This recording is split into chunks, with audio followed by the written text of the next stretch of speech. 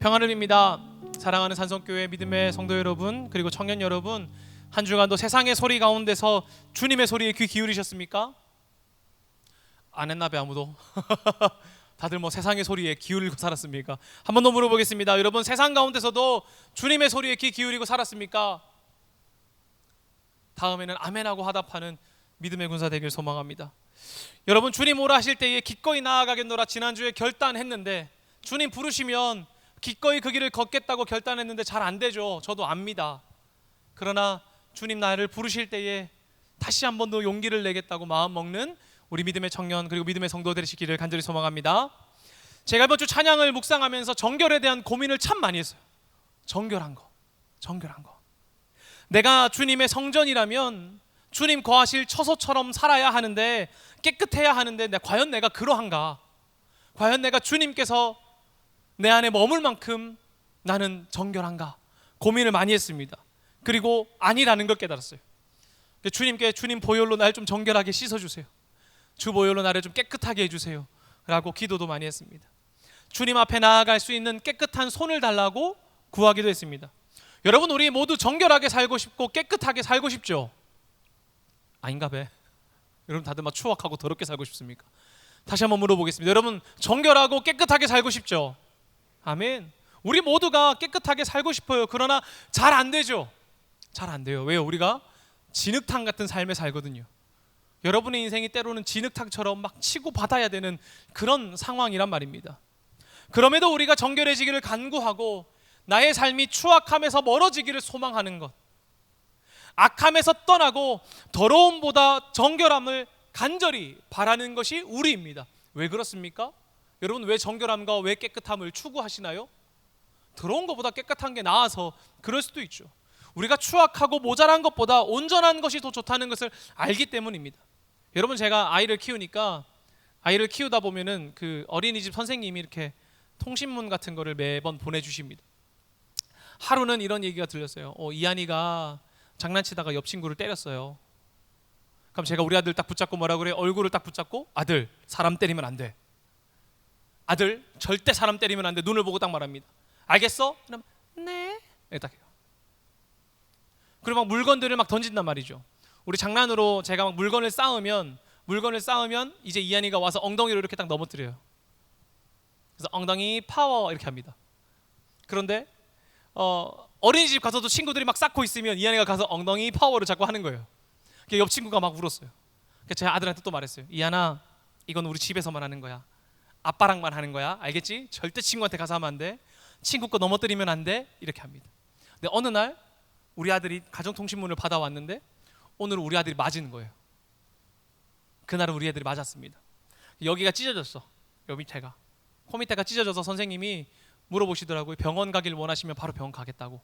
집에서 확인해 보시고 말씀해 주시면 다음 날 병원 가겠다고 말이죠. 친구가 장난감으로 찍었대, 우리 아들을. 팍 맞았어요. 여러분, 그 상황에 그 두 가지 소리를 여러분 들으면 어떻게 말합니까? 친구를 때렸다는 소식 들으면 역시 우리 아들 깡다구가 있구만, 이렇게 말할 거예요? 아니잖아요. 절대 때리면 안 돼. 사람 때리는 거 아니야. 친구한테 던지면 안 돼 라고 말합니다. 그리고 맞고 왔으면 뭐라 그래요? 너도 가서 때려. 장난으로 제가 원투 로우킥 가르쳐야겠다 이 생각하거든요. 여러분, 그렇게 절대 하면 안 되죠. 맞으면 어떻게 해야 돼요? 이하나, 친구 가서 용서해야 돼. 너가 맞았다고 친구한테 가서 때리면 안 돼. 가서 친구한테 괜찮아 해줘야 돼 라고 가르칩니다. 왜요? 그게 우리가 보기에 더욱더 정직해 보이고 깨끗해 보이고 선해 보인다는 건 알기 때문이죠. 여러분, 용서하는 깨끗한 마음이 더 중요하다는 것, 상처 입히는 것보다 용서하는 게 더 중요하다는 걸 가르칩니다, 아들한테. 그리고 그리스도인들은 특별히 이 세상 가운데 살아가면서도 더욱더 정결하게 살아가기를 소망하는 사람들이에요. 왜 여러분 정결하게 살기를 소망하십니까? 오늘 찬양하면서 깨끗한 손 달라고 하고 주님 내 마음을 깨끗하게 해달라고 주의 얼굴을 구하게 해달라고 말했는데 왜 정결하게 사시려고 하냐고요. 왜 남을 때리면 안 되고, 왜 남의 것을 탐하면 안 되고, 왜 남의 것을 챙겨가면 안 되고, 왜 남의 것을 무너뜨리면 안 되냐는 거예요. 왜 그렇습니까, 여러분? 그게 더 윤리적으로 옳아 보여서 그렇습니까? 사람들 보기에 그게 부끄럽지 않기 때문에 그런 것입니까? 아니요. 맞는 말이에요. 맞는 말이지만 그것이 우리가 정결해져야 하는 가장 중요한 이유는 아니란 말이죠. 그리스도인이 왜 정결하고 왜 깨끗하면서 왜 순전하게 살아야 합니까? 라고 물었을 때에 윤리적으로 옳으니까요, 사람들 보기에 좋아 보이니까요 라는 말은 정답이 되지 않는다는 거예요.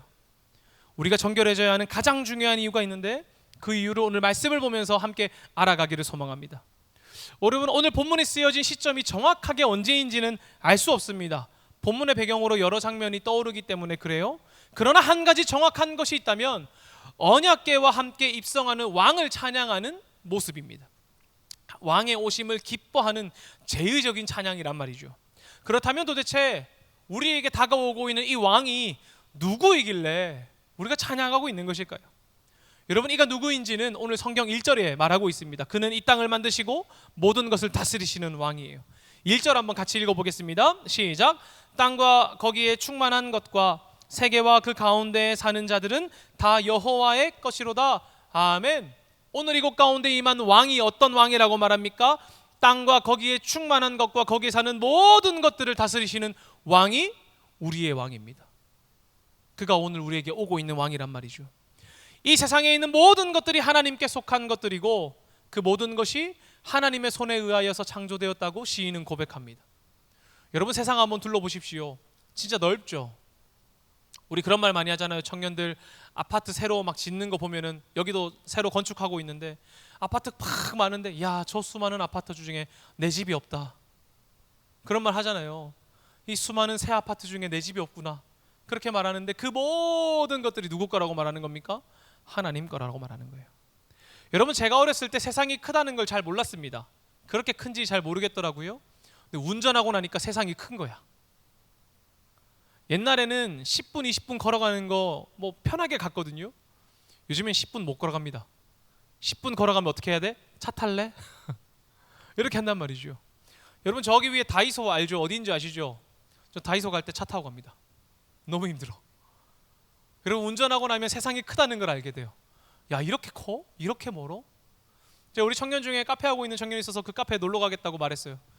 어디야? 했더니 저기 광안리 쪽이에요. 걸어가면 얼마나 걸려? 1시간이 넘게 걸리더라. 무조건 차 타고 가야 돼. 여러분, 운전하고 나면 세상이 넓다는 걸 알게 됩니다. 그리고 제가 인도에 살았기 때문에 비행기를 몇 시간이나 타고 하루 종일 걸리거든요. 제가 살던 인도 첸나이에서 델리로 갔다가 격려하기 위해서 대기했다가 인천에 도착했다가 인천에서 부산까지 오면 24시간이 딱 걸립니다. 요즘 그 정도 움직여야 인도에서 왔다 갔다 해요. 그런데 그 시간을 건너다 보면, 와, 세상 진짜 넓구나, 너무 크다는 걸 깨달아요. 여러분, 지평선 본 적 있어요? 부산에 살면 수평선은 보기 쉬운데 지평선은 보기 어렵습니다. 우리나라에 지평선인 데가 거의 없어요. 땅덩어리가 엄청 넓고 산이 하나도 없어야 지평선을 볼 수 있는데, 제가 미국 갔을 때 지평선을 처음 봤습니다. 산에 올라가는데 땅이 진짜 넓은 거야. 저 끝까지 땅인 거예요. 여러분, 그 땅을 보고 나면 이 세상이 정말 넓구나라는 걸 알게 돼요. 정말 크구나. 그 안에 나는 요만하구나. 그런데 시인이 말하는 거예요. 내가 눈으로 볼 수 있는 이 모든 것, 그리고 보지 못하는 이 세상과 심지어 우주까지도 누구의 것이라는 것입니까? 하나님 것이라는 거예요. 땅과 바다, 하늘과 우주, 그 안에 있는 모든 것이 주님의 것입니다. 시인은 이 믿음을 고백하고 있는 거예요. 여러분, 우리도 이 믿음 가지고 있습니까? 이 세상이 모두 주님의 것이고 내게 속한 모든 것도 주님의 것이라고 고백할 수 있습니까? 아마 쉽지 않을 것입니다. 누군가는 가진 게 많아서 쉽지 않을 수 있죠. 가진 게 너무 많아서 이거 주님 거라고 말하기 좀 어려운 거예요. 어떤 사람은 가진 게 너무 없어서 하나님께 드리기에는 너무 마음이 아픈 거예요. 내 손을 막 빠져나가는 게 마음이 아픈 거야. 그래서 움켜잡을 수밖에 없는 거예요. 그래서 하나님께 이거 하나님 것입니다라고 말하기가 어렵다는 거죠. 여러분, 도대체 이 시인은 어떻게 하였기 때문에 이 세상에 있는 모든 것이 하나님의 것이고 심지어 나의 것도 하나님의 것이라고 고백할 수 있었을 것일까요? 어떤 믿음을 가졌기에 이 모든 게 하나님 것이라고 고백할 수 있냔 말이죠. 저는 그에게 믿음이 있었기 때문이라고 말합니다. 그가 어떻게 하여야 세상이 나의 모든 것이 하나님의 것이다라고 고백할 수 있는가? 믿음이 있기 때문에 가능하다는 거예요. 여러분, 믿음은 우리의 생각을 바꾸고요, 세상을 바라보는 시선을 바꿉니다. 이전까지만 해도 이게 내 것이었고 남의 것이었는데 이제는 누구 거예요? 주님의 것이라는 거예요. 그렇다면 이 사람은 어떤 믿음을 가졌기에, 하나님이 어떤 분이라고 믿었기에 이 모든 것이 하나님의 것이라고 고백할 수 있었을까요? 2절을 보면 그가 믿는 하나님, 그분이 어떤 분이신지 조금 더 정확하게 기록되어 있습니다. 같이 읽겠습니다. 시작. 여호와께서 그 터를 바다 위에 세우시며 강들 위에 건설하셨도다. 아멘. 여러분, 이가 믿는 하나님은 혼돈을 잠재우신 하나님이에요. 그 혼돈 위에 터를 세우신 하나님입니다. 당시 사람들은 태초의 세상은 무질서와 혼돈, 그 혼돈 가운데 세상이 섬처럼 떠 있었다고 믿었어요. 그러니까 세계관이 그런 거죠. 무질서와 혼돈 가운데 세상이 섬처럼 떠 있었다. 그리고 그 무질서와 혼돈을 바다와 강이라고 표현했습니다. 그러니까 바다와 강 위에 세상이 있다는 거예요. 그런데 세상의 주인이신 하나님께서 그 혼돈의 물을 어떻게 했다는 거예요? 누르셨다는 거예요. 제압했다는 거예요. 흔들리고 혼돈과 혼란 가운데 있는 물과 바다를 제압하시고 터를 흔들리지 않게 어떻게 하셨다는 거예요? 견고하게 세우셨다는 거예요. 땅을 견고하게 붙들어 주심으로 말미암아 하나님께서 터를 바다 위에 세우셨고 강들 위에 건설하였다고 시인은 말합니다. 여기서 세우다라는 야사드는 건설하다, 기초에 대한 의미가 있고, 그리고 건설하다인 쿠는 견고하게 안전하게 세운다는 의미를 가지고 있습니다. 그러니까 이런 거죠. 하나님께서 혼돈 가운데, 우리가 흔들릴 수밖에 없는 세상 가운데, 혼란이 있는 세상 가운데 견고하게 기초를 쌓으시고 그 기초가 흔들리지 않도록 여전히 유지하고 계신다는 거예요. 그러니까 이 시인이 지금 하나님께 믿음을 고백하고 있는 이 순간에도 하나님 나의 하나님이십니다라고 고백하는 이 순간에 이 화자의 믿음에는 무엇이 있다는 겁니까? 지금도 하나님이 부여하신 그 질서를, 혼란을 잠재우시고 세우신 질서를 유지하고 계신다는 믿음이 있는 거예요. 세상이 혼란해 보이고 혼돈 가운데 있어 보일 수도 있습니다. 여러분 보시기에 세상이 혼돈 가운데 있죠. 혼란 가운데 있죠. 그러나 그렇다 할지라도 하나님께서는 그 혼란을 제압하시고 하나님의 질서를 끝까지 붙잡고 계신다는 거예요.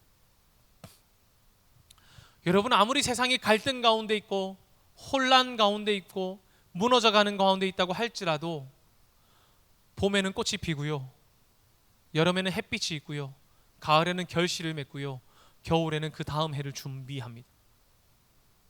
그리고 그 안에서 인간과 동물, 자연과 세계는 질서 있게 움직이죠. 아기로 태어났다가 청소년이 됐다가 성인이 됐다가 노년이 되어서 죽습니다. 그 누구도 노년이었다가 청소년이었다가 아기였다가 청년이 되지 않는단 말이죠. 하나님께서 혼돈을 억제하시고 질서를 유지하시는 거예요. 그래서 시편 104편 5절에서는 하나님이 붙잡는다는 것을 이렇게 표현합니다. 함께 읽겠습니다. 시작. 땅에 기초를 놓으사 영원히 흔들리지 아니하게 하셨나이다. 아멘. 어떻게 했다는 거예요? 하나님께서 이 세상의 그 질서를 흔들리지 않게 한다는 거예요. 영원히 붙잡으신다는 거예요. 그러니까 우리가 하나님께 하나님 나의 왕이라고 고백하는 이때 지금도 하나님께서 이 질서를 지키신다는 거예요. 시인이 고백하는 하나님은 땅에 기초를 놓으시고 흔들리지 않게 하시는 하나님이십니다. 혼란과 혼돈 가운데서도 질서를 부여하신 하나님이에요. 내가 살아가는 이 세상에 모든 것을 붙잡고 계신 그분이 누구라는 거예요? 나의 왕이라는 거예요. 근데 그 왕이 지금 내게 오고 있다고 생각해 보세요. 찬양할 수 있지 않겠어요? 그 왕이 지금 우리에게 오고 있다고요. 그러니까 기뻐할 수밖에 없는 거예요. 김정윤 교수님께서 자신의 책에 시편 24편 1, 2절을 이렇게 번역합니다. 제가 읽겠습니다. 야훼의 것입니다. 땅과 거기 가득한 것, 세상과 그 안에 사는 모든 이, 참으로 그분이 바다 위에 그것을 세우셨고 강 위에 그것을 마련하셨습니다. 어떻게 말해요? 하나님의 것이라고 선포하는 거예요. 하나님, 이거 하나님 건데, 이거 하나님 건데, 이게 아니라 뭐라고 말하는 거예요? 하나님이 세상에 있는 모든 게 하나님 겁니다. 이 땅에 있는 모든 것이 하나님 겁니다 라고 선포하는 거예요. 왜요?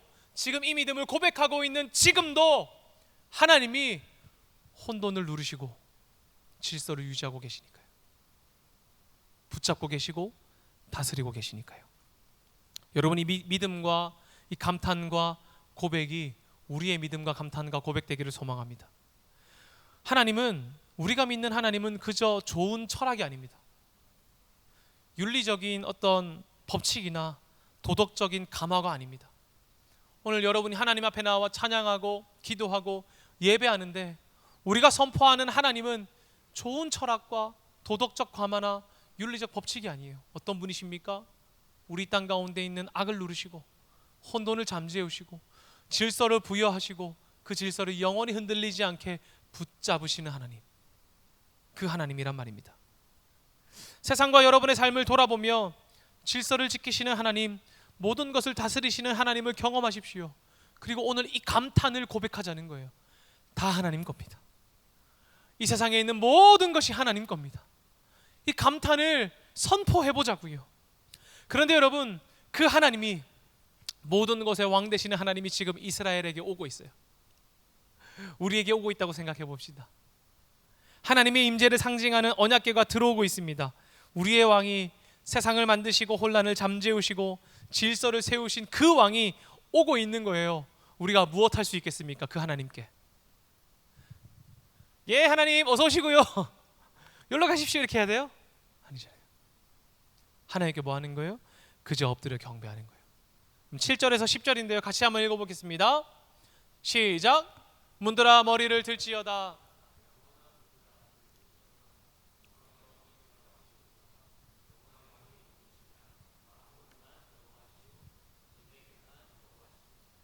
문들아 너희 머리를 들지어다. 영원한 문들아 들릴지어다. 영광의 왕이 들어가시리로다. 영광의 왕이 누구시냐? 만군의 여호와께서 곧 영광의 왕이시로다. 아멘. 여러분, 우리가 주님이 입성하실 때, 우리 가운데 찾아오실 때 우리가 할 수 있는 것은 단 하나입니다. 주님께 엎드려 경배하는 거예요. 당신이 나의 왕이라고 고백하는 거예요. 우리의 왕은 어떤 하나님이기 때문에 그래요? 강하고 능하시고 전쟁에 능하신 영광의 왕이라고 선포하는 거예요. 무엇을 제압하신? 혼란과 혼돈을 제압하신 영광의 왕이란 말이죠. 승리의 왕이시란 말이죠. 우리의 대적들을 잠재우시는 하나님이라고 말하는 거예요. 여러분, 시인의 감격이 느껴지십니까? 그의 막 설렘과 그 하나님을 향한 그 뜨거움이 느껴지시나요? 우리도 오늘 시인처럼 고백하길 원해요. 우리에게 임하신 하나님이 나를 둘러싼 혼돈을 잠재우시고 질서를 세우시고 나의 적을 물리치는 전쟁에 능하시고 강하신 영광의 왕이라고 고백하길 원합니다. 찬양해 보십시오. 여러분, 그 왕이 여러분에게 오면 여러분 찬양할 수밖에 없을 거예요. 하나님이 어떤 하나님이신지 고백한다면 우리는 찬양할 수밖에 없다고요.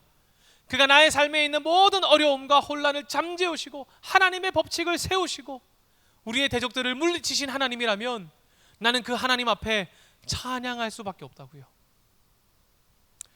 여러분, 스포츠 좋아하시죠? 최근에 그 손흥민 팀이 어디죠? 토트넘이 무슨 대회 우승을 했, 유로파 대회를 우승했대요. 어느 날 저희 어머니를 만났는데 어머니가 너무 어머니가 오시는 날인데 안 오셨더라고. 물었습니다. 왜 안 왔대? 아내가 말했어요. 어제 어머님 그 유로파 결승 보시다가 밤새 오셨다고. 저희 어머니 토트넘 팬이세요. 그래서 유럽 그 경기 찾아보십니다. 새벽에. 어제 그 손흥민 우승하는 거 보느라고 잠을 못 자서 오늘 우리 집에 못 왔다. 하루 종일 설렜나 봐요. 여러분, 만약에 생각해 보십시오. 여러분이 축구 경기를 하는 거예요. 우리 팀이야. 우리 팀인데 1대1의 치열한 매치 상황입니다. 와, 그런데 막 90분이 다 지나가. 근데 막 이제 그 무슨 타임이라고 하죠? 인저리 타임이 왔어. 나 아는 게 없어 스포츠에. 인저리 타임이 됐어. 뭐 한 4분 줬다 치자. 근데 한 3분 45초쯤에 재우가 골을 팍 멋있게 넣었어요. 난리 났어. 팍! 와, 이겼다 하는 거예요, 여러분. 그럼 재우가 막 들어와. 그럼 어떻게 할 거예요, 여러분? 박재우 할 겁니다, 아마. 여러분, 옛날에 그 분이엘 교회랑 축구에서 9대1로 발렸다면서요. 예? 뭐 9대1로 발렸다면서요, 여러분. 거기서 뭐 선출 많이 왔다며. 선출이 3명이 와가지고 푹 다 이겼다면서요. 오케이, 복수전이에요. 우리가 1대1 매치 상황이었는데 우리가 만약에 경기 팍 해가지고 마지막 골 넣었어. 어떡할 거야? 백상환 하면서 막 소리 지를 거 아니에요. 야구로 치면 어떤 상황이에요? 9회 말 투아웃이에요. 근데 9대6으로 지고 있어요. 투 스트라이크입니다. 근데 말로 상황이야. 마지막 상황이에요. 그런데 빵 쳤는데 공이 푹 날라더니 담장을 탁 넘겨. 하면서 뭐라고 줄일 겁니까? 백상환. 나는 스포츠 못하지만 이럴 때 한번 환호 당하고 싶어. 함께 하겠습니다. 시작. 야, 너희는 진짜 이러기냐? 다시 한번 시작. 됐어. 너넨 끝났어. 야, 그 정도 안 돼요. 뭐 어떻게 해요? 백상환 외칠 거잖아. 맞죠? 경기 중에 그렇게 이기면. 여러분, 게임에서 이겨도 그 마지막 경기 넣은 사람한테 소리 지릅니다. 엄청나게 환대한단 말이죠. 들어오면서 어떻게 막 머리 치고 손뼉 치고 엉덩이 치고 하이파이브 하고 별것 다 할걸요 아마. 그런데 시인이 고백하는 하나님은 그저 결승 경기에 끝내기 골 넣은 그 정도 분이 아니란 말입니다. 시인이 볼 때 우리 하나님은 이 세상을 지으시고 세상을 다스리시며 지키시는 하나님이에요. 지금도 나를 지키시는 하나님, 지금도 세상을 붙드시는 그 하나님이 우리에게 오고 있다고요. 여러분, 고작 경기골 넣은 정도의 환호로 만족하시겠어요? 아니란 말이죠. 시인의 믿음은 주님이 어떤 분인지 알고 그 위에 세워져 있는 믿음이에요. 우리 하나님은 세상을 만드신 분이고 세상의 질서를 지키시는 그 하나님, 그 신뢰 위에 믿음이 서 있다고요. 그런데 그 하나님이 지금 우리에게 오고 있다고요. 그럼 어떻게 줄이겠어요? 어떻게 소리 지르겠어요? 주님 앞에 엎드려 경배하고 찬양하고 난리 나는 거예요. 그게 시인의 마음이란 말이죠. 그런데 우리는 어떻게 주님을 맞이하고 어떻게 환영하고 있습니까? 여러분은 그 주님의 오심을 어떻게 환영하고 있냐고요. 이제 그러면 사람에게, 인간에게 시선을 돌려봅시다. 본문 3절을 보면 우리 위대하신 하나님을 향해 누군가가 올라가요. 올라가는 사람이 있습니다. 3절 한번 같이 읽어보겠습니다. 시작. 여호와의 산에 오를 자가 누구며 그의 거룩한 곳에 설 자가 누구인가? 아멘. 이렇게 말합니다. 여호와의 산에 오를 자가 누구고 거룩한 곳에 설 사람이 누구인가? 사람 한 명이 올라간다는 거죠. 올라가고 선다는 거예요. 여러분, 누가 하나님의 산에 오르고 누가 거룩한 그곳 가운데 서겠습니까? 누가 설 거예요?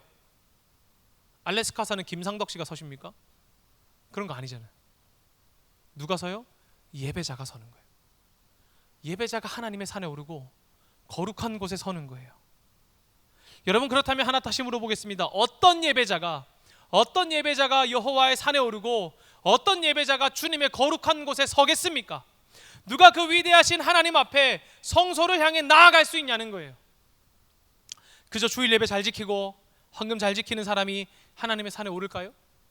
아니면 신앙의 연수가 한 15년 정도 되면 그때부터 하나님의 산에 오를 수 있는 것입니까? 아니요, 결코 그렇지 않습니다. 결코 그렇지 않습니다. 저 단호하게 말할 수 있어요. 그렇다고 하나님의 산에 오를 수 없다는 겁니다. 4절에서 보면 어떤 사람이 그 산에 오르는지 말합니다. 함께 읽어보겠습니다. 시작. 곧 손이 깨끗하며 마음이 청결하며 뜻을 허탄한 데 두지 아니하며 거짓 맹세하지 아니하는 자로다. 아멘. 성경은 단호하게 말합니다. 어떤 사람이 하나님의 산에 오른다고 말합니까? 손이 깨끗하고 마음이 청결하고 뜻을 허탄한 데 두지 않으며 거짓 맹세하지 않는 사람이라고 말해요. 여러분, 주님을 환대하십니까? 주님을 환영하십니까? 우리에게 찾아오시는 주님께 엎드려 경배합니까? 다르게 말하면 엎드려 예배하는 여러분의 삶은 손이 깨끗해야 하고 마음이 허탄한 데 두지 않아야 하며 거짓 맹세를 하지 아니하고 그리고 주님 앞에 마음이 청결해야 된다고 말하는 겁니다. 사전을 찾아보니까 깨끗한 손이라고 하는 것은 죄가 없고 결백한 거래요. 죄가 없고 결백한 거. 거짓과 위선이 없는 순결하고 순수한 삶을 비유적으로 말할 때 깨끗한 손이라고 말합니다. 손을 가리키는 가장 보편적인 히브리어 단어인 야드, 이것은 손만 가르칠 뿐만 아니라 세력과 권세, 소유도 뜻한다고 합니다. 그래서 이렇게 말할 수 있는 거예요.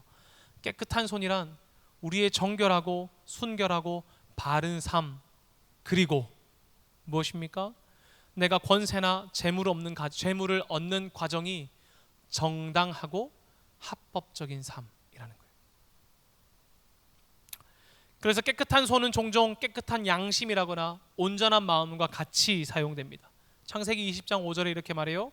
그가 나에게 이는 내 누이라고 하지 아니하였나이까? 그 여인도 그는 내게 내 오라비라 하였사오니 나는 온전한 마음과 깨끗한 손으로 이렇게 하였나이다. 다윗도 말년에 인생을 회고하면서 자신이 하나님께로부터 받아 누린 이 복이 깨끗한 손 때문이라고 고백합니다. 사무엘하 22장 21절입니다. 여호와께서 내 공의를 따라 상 주시며 내 손의 깨끗함을 따라 갚으셨으니. 어떤 거예요? 나의 순결한 삶과 권세를 없는 정당한 방법, 정당한 삶으로 말미암아 하나님께서 복을 주셨다는 거예요. 다시 한번 말씀드리겠습니다. 이 시편에 나타난 주요 주제 중에 하나는 혼돈이에요. 혼란과 어려움, 곧 바다와 강들을 정복하신 하나님, 그리고 그 질서를 세우신 그 하나님. 그렇다면 그 질서를 세우신 하나님께 나아가는 사람은 어떤 사람이라는 겁니까? 혼돈 위에 서 있는 것이 아니라 내 삶에 질서 있게 사는 사람이라는 거예요. 하나님께 나아가는 그 사람은 혼란 가운데 살며 나도 내 마음대로 살고 내 혼돈 가운데 거하면서 주일 예배 드리는 사람이 아니라 예배하는 것처럼 내 삶이 질서 있는 사람, 내가 얻은 것들이 정당한 사람, 나의 삶이 순결하고 순전한 사람, 그 사람이 하나님께 올라갈 수 있다는 거예요. 그가 깨끗한 손을 가지고 있다는 거예요. 하나님 질서 위에 서서 하나님의 성실과 정의에 따라 살아가는 사람이 깨끗한 손을 가진 사람들입니다. 그런데 여러분, 우리 잘 알죠? 세상 살아가다 보면 우리가 정직하게 행동하는 것, 때로는 질서 있게 살아가는 것이 어렵다는 것 말이죠. 어렵다는 것 말이죠. 그런데 여러분, 우리 믿는 사람 아닙니까? 믿는 사람이잖아요. 무엇을 믿어요? 하나님께서 지금도 이 땅을 다스리고 계심을 믿잖아요. 혼란이 보이고 혼돈이 보이지만 그럼에도 하나님께서 질서를 붙잡고 계신 것을 믿는 사람들이라면, 내게 주어진 모든 것들을 깨끗한 손으로 붙잡는 사람들, 과정이 정당하고 하나님 앞에 부끄럽지 않도록 순결한 삶을 사는 사람들이 되어야 하지 않겠습니까? 그런 사람들이야말로 하나님의 산에 올라가 주님 앞에 엎드릴 수 있는 것입니다. 여러분, 저는 오늘 이 자리에 앉아 계신 여러분이 하나님께 깨끗한 손을 구하시기를 간절히 소망합니다. 하나님, 나에게 깨끗한 손 도와여 주시옵소서. 그 정결한 삶을 도와여 주시옵소서. 이렇게 말이죠. 그리고 뜻을 허탄한 데 두지 않는다고 말합니다. 뜻을 허탄한 데 두지 않는다는 이 관용어 역시 마음에 헛된 것이나 거짓된 것 혹은 허무한 것들을 품지 않는다는 것을 말해요. 그럼 무엇을 품는다는 거예요? 하나님을 품는다는 거예요. 보다 구체적으로 말하면 우상 숭배하지 않는 거예요. 하나님을 버리고 다른 우상을 내 품에 품지 않겠다, 그것을 말하는 것입니다. 여러분, 생각해 보십시오. 내가 주님께 나아가는 사람이에요. 하나님께 나아가는 사람인데 왕을 맞이하려는 그 사람이 왕을 가슴에 품지 않고 하나님을 품지 않고 주님께 올라가고 주님을 맞이할 수 있겠습니까? 없는 거예요. 연인 관계로 생각해 보면 되게 쉽죠. 여자친구 만나러 갑니다. 근데 내 마음 가운데 다른 여자 품고 있어. 환영할 수 있겠어요? 아니란 말이죠. 이렇게 생각하면 되게 간단한데 하나님께 나아갈 때 우리는 자꾸 다른 거 품는다고요. 왕을 환대하러 가고 왕을 맞이하러 가는 사람이 내 마음 가운데 하나님을 품지 않으면 어떻게 그분을 환대하고 그분께 내 마음을 열겠습니까? 하나님께 나아가는데 우리 가슴에 주님보다 다른 것 품고 있다면 어떻게 주님 앞에 나아갈 수 있겠어요? 겉으로 아무리 예배 열심히 하고 아무리 순결하고 정결한 척 기도를 두 손 이렇게 모으고 찬양할 때 이렇게 한다고 해도 내 마음 가운데 주님 품지 않으면 하나님께 나아갈 수 없는 거예요. 왜요? 주님은 외향보다 무엇을 보시기 때문에 그렇습니까? 중심을 보시기 때문에 그래요. 역대상 28장 9절은 이렇게 말합니다. 함께 읽겠습니다. 시작. 내 아들 솔로몬아, 너는 내 아버지의 하나님을 알고 온전한 마음과 기쁜 뜻으로 섬길지어다.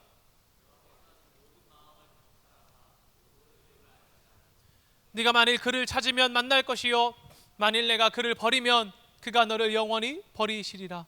아멘. 여러분, 교회 안 나오면 주님 버리는 것입니까? 아니요, 교회 나오더라고요. 교회 나와도 내 마음에 주를 버리면 주님을 버리는 거예요. 하나님 무엇을 감찰하세요? 우리 마음을 감찰하신다고요. 예레미야 17장 9절 10절도 이렇게 말합니다. 같이 읽겠습니다. 시작. 만물보다 거짓되고 심히 부패한 것은 마음이라. 누가 능히 이를 알리요마는 나 여호와는 심장을 살피며 배부를 시험하고 각각 그 행위와 그의 행실대로 보응하나니. 아멘. 우리는 우리의 마음에 속습니다. 행실 때문에 내 마음을 속여요. 하나님 예배하지 않아도 주님 앞에 정결한 것처럼 있으면 하나님 믿는다고 생각한다고요. 그러나 하나님, 그 마음은 부패한 거예요.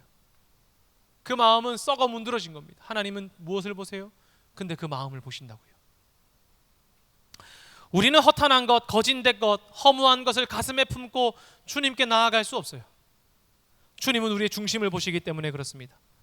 하나님의 산에 오르는 사람들은 주님의 정직과 선을 닮은 깨끗한 손을 가지고 있고 가슴에 오직 한 분 주님만을 품고 달려가는 사람들이에요. 여러분, 그러한 사람들이 오늘 이 자리에 앉아 계신 여러분들 되시기를 간절히 소망합니다. 그런데 우리가 정결해지기 위해서는 주님을 담을 때에만 정결해질 수 있어요. 우리의 깨끗한 손은 언제 할 수 있는 겁니까? 주님이 내 가운데 임하실 때. 내 손에 무엇 담을 거예요? 주님 담을 때에만 깨끗한 거란 말이죠. 두 손에 다른 것 채우면 그것은 결국 부패해집니다.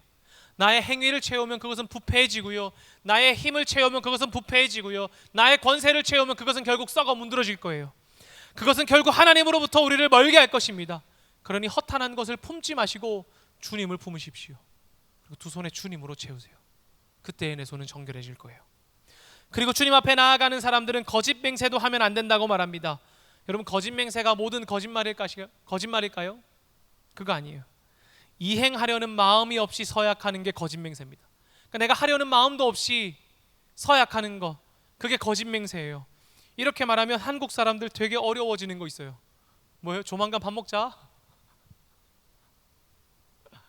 우리 조만간 커피 한잔 하자. 여러분, 이거 진짜 하려고 하는데 잘 안 되잖아. 그죠? 하려고 하는데 잘 압니다. 근데 결국 못 할 때도 많죠. 저도 그래서 미안해요, 여러분. 저랑 밥 먹고 이제 커피 한잔 합시다. 주님 죄송합니다. 이렇게 해야 돼? 이행하려는 의지 없이 하는 서약이 잘못된 겁니다. 그럼 이제 우리 주님 조만간 밥 먹자 이거 못 하는 겁니까? 한국 사람 마지막에 할 말 없는데 그러면 잘 가. 어색하잖아요, 여러분. 잘 가. 조만간 밥 한번 먹자. 이게 좀 편하잖아요, 여러분. 이제 이거 못 하는 겁니까? 그거 아니라는 거예요. 뭐냐면 이행할 마음이 없는 서약을 하나님 걸고 하는 거예요. 여러분, 조만간 밥 먹자고 하나님 걸고 해요? 우리 하나님 걸고 밥 먹자 이렇게 해요? 안 하잖아요. 그렇게 안 하잖아요. 그런데 이스라엘 백성들이 때로는 자신의 말이 진실이라고 증명하기 위해서 종종 하나님의 이름으로 맹세하곤 했대요. 내 말이 진짜라는 걸 증명하기 위해 하나님의 이름을 걸었다는 거예요. 하나님을 향해 나아가는 자들, 하나님께 엎드리려는 사람들이 하나님 이름 걸고 약속할 수 있을까요? 내 할게, 갚을게, 내 하나님 이름 걸고 할게, 이렇게 할 수 있을까요? 없다는 거예요. 그리고 하나님을 어떻게 생각하는 거예요? 도구로 생각하는 거잖아요, 지금. 하나님을 왕으로 생각하는 사람이 내가 하나님의 백성이니까 하나님의 얼굴에 먹칠하지 않기 위해 약속을 이행하면 이해라도 하겠어. 근데 뭐 하는 거예요? 야, 나 하나님 백성이야, 나 그리스도인이야, 내가 이거 안 지키겠어? 이거는 하나님을 파는 거잖아요. 근데 그렇게 했다는 거예요. 여러분이 하나님의 이름을 걸고 약속하지 않을 것입니다. 그러나 때로 여러분의 정직함과 신실함과 자신의 겸손함을 하나님의 이름 혹은 그리스도인이라는 이름으로 팔고 있는지 몰라요. 야, 나 교회 다녀, 나 그리스도인이야, 이렇게 말이죠. 그리스도인이라는 이름으로 보증하려고 한다면 우리는 하나님의 이름을 파는 거짓 맹세하는 것과 같을지도 모릅니다. 여러분, 우리 그런 거 하지 말자고요. 그냥 그리스도인에게 합당하게 살자고요. 나 그리스도인이야 보증하려고 하지 말고 그냥 그렇게 살면 돼요. 그리스도인답게 사는 거예요. 여러분의 삶을 그리스도인이라는 이름으로 포장하지 마세요. 그냥 정직하게 사세요. 그저 과정을 질서 있게 하십시오. 예수님을 품고 살아가시면 됩니다. 그리스도인이라는 호칭으로 자신의 정직을 내세우지 말고 내가 하는 모든 것들이 하나님의 뜻이라고 말하지도 말고 그저 그리스도인답게 살기 위해 고군분투하시라고요. 과정을 정직하게 이루고 주님을 바라보고 자신을 위해 주님을 팔지 않는 사람들, 이러한 자들이 하나님을 찾고 주님께 엎드리고 하나님의 얼굴을 구하는 사람들입니다. 이 사람들이 예배자예요. 여호와의 산에 오르고 거룩한 그곳에 서는 예배자들이 어떤 사람들입니까? 이런 사람들입니다. 여러분은 하나님의 얼굴 구하고 있습니까? 주님의 얼굴을 구하기 위해 나의 손을 오물에서 떨어뜨리고 정결하게 되기를 간구하고 있습니까? 여러분의 손을 한번 보십시오. 내 손은 오물 덩어리에 들어가 있는 것은 아닌가? 여러분의 마음을 보십시오. 내 마음은 하나님이 아니라 다른 것으로 가득 차 있는 것은 아닌가? 여러분의 삶을 보십시오. 내가 그리스도인이라는 이름으로 포장하고 있는 것은 아닌가? 나의 정직과 겸손을 그리스도인이라는 이름으로, 나의 과정의 정직함을 그리스도인이라는 이름으로 대변하고 있는 것은 아닌가 돌아보십시오. 여러분, 그것에서 멀어져야 합니다. 떨어져야 합니다. 때로 쉽지 않을 것 같죠. 왜요? 정직하게 살면 세상에서 바보 되는 경우도 있으니까요.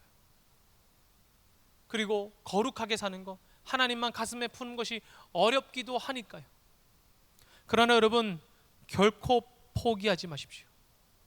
아무리 보아도 내 삶이 하나님의 산에 올라서 그 거룩한 곳에 서서 주님을 예배할 사람이 아닌 것 같다고 할지라도 결코 포기하지 말라는 거예요. 왜요? 하나님은 거룩하지 않은 우리에게 거룩을 포기하라고 말하지 않거든요.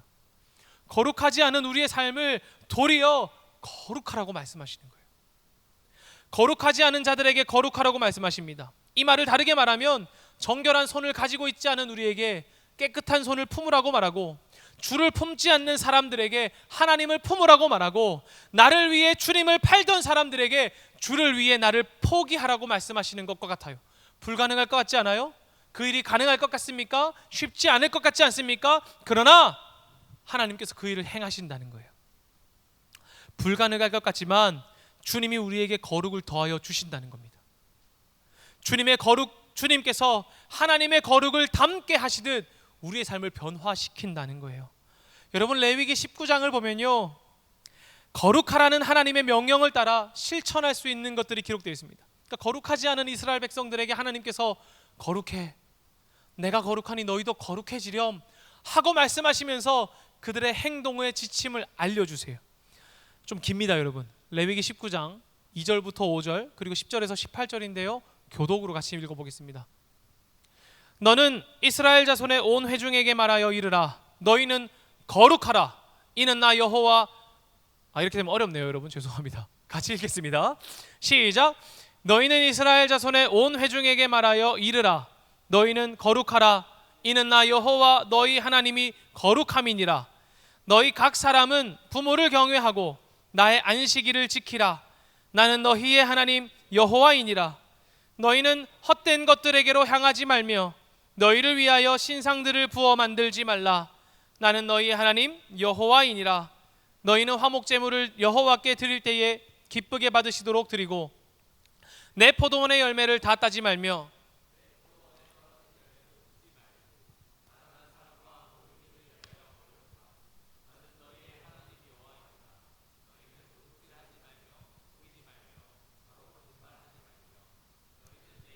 거짓 맹세함으로 내 하나님의 이름을 욕되게 하지 말라. 나는 여호와이니라. 너는 내 이웃을 억압하지 말며 착취하지 말며 품꾼의 삭을 아침까지 밤새도록 내게 두지 말며 너는 귀먹은 자를 저주하지 말며 맹인 앞에 장애물을 놓지 말고 내 하나님을 경외하라. 나는 여호와이니라. 너희는 재판할 때에 불의를 행하지 말며 가난한 자의 편을 들지 말며 세력 있는 자라고 두둔하지 말고 공의로 사람을 재판하며 너는 내 백성 중에 돌아다니며 사람을 비방하지 말며 내 이웃의 피를 흘려 이익을 도모하지 말라.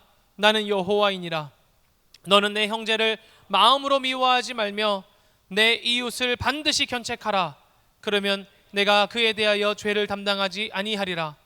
원수를 갚지 말며 동포를 원망하지 말며 내 이웃 사랑하기를 내 자신과 같이 사랑하라. 나는 여호와이니라. 아멘. 하나님께서 말씀하십니다. 내가 거룩하니 너희도 거룩하라. 거룩하지 않은 사람들에게 말하는 거예요. 거룩하신 주님이 임하셔서 거룩을 더하여 주셨습니다. 그리고 그 거룩을 지킬 수 있도록 지침을 알려주시는 거예요. 삶이 거룩해지기 위해 먼저 우리는 하나님 앞에 서야 합니다. 왜요? 하나님이 나를 정결하게 씻어주셔야, 정결케 해주셔야 내가 깨끗해지니까요.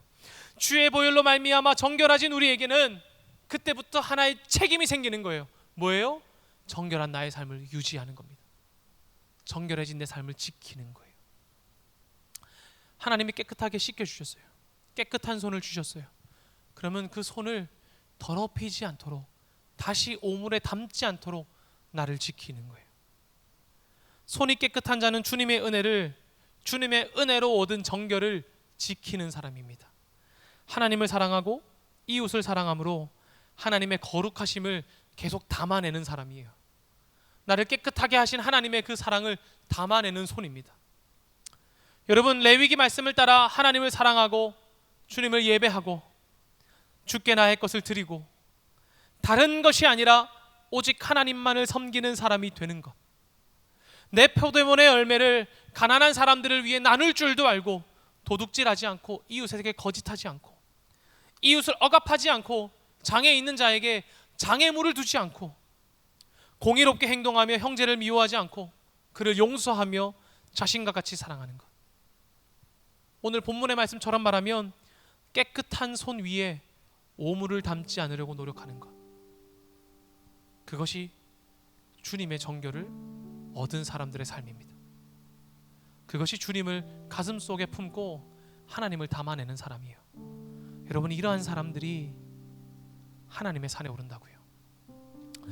여러분의 삶에 하나님을 사랑하고 이웃을 사랑하십시오. 주님으로 말미암아 깨끗해진 여러분의 손을 지키십시오.